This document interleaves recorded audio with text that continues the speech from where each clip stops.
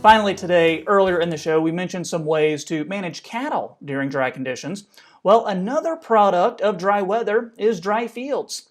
The cost of irrigation can be one of the biggest categories in a producer's budget, especially during drought years. Nebraska Extension Cropping Systems educator Steve Melvin shared with us some management tips to help keep those costs down. Well, the energy that's spent on irrigation in Nebraska is typically the biggest energy cost on any farm, that irrigates. And so it's a big dollar decision every year. Irrigation may be costly, but it can mean the difference between a plentiful yield or a barren one. Extension educator Steve Melvin says there are three main strategies to keep in mind when scheduling irrigation. Basically, the first one is just kind of, it's a management zone is what I call it. And basically, when you're taking a look at data, it's got about right in the middle, and it's got too much water on the top and not enough on the bottom, and it's just kind of driving between the lines.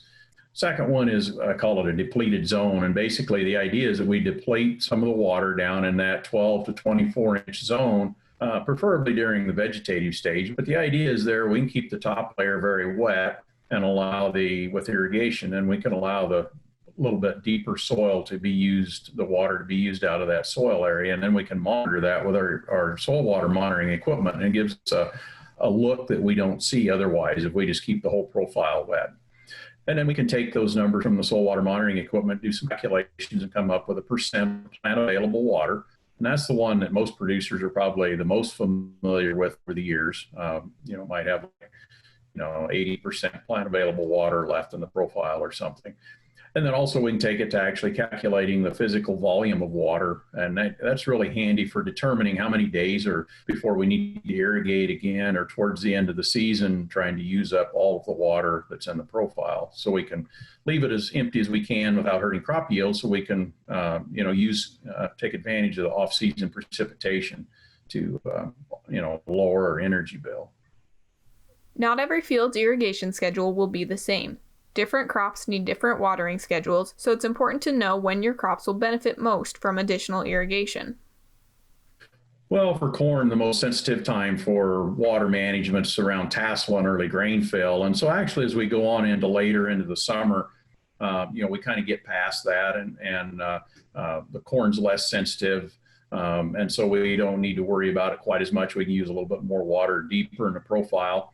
With soybeans, it's kind of that end of July time period here through August is when we get into the really important time for soybeans. And so during that time, and the same thing around, right now we're kind of in tassel, pollination with corn, and a lot of fields are just past at the early grain fill. And those are the most critical times. And so right now is when we really need to be keeping our crop as well watered as we can. And then we can start to taper off as we get on towards the middle of August and later.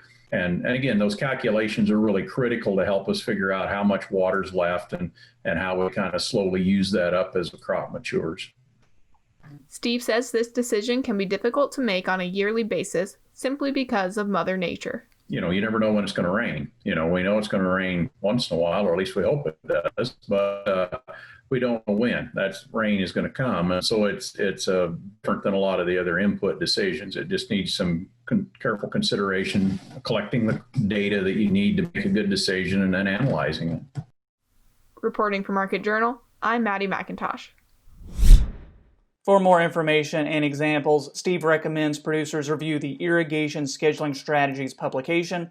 There's also a set of how-to videos on the Crop Watch YouTube page, and we've got links to all of that under this story on the Market Journal website.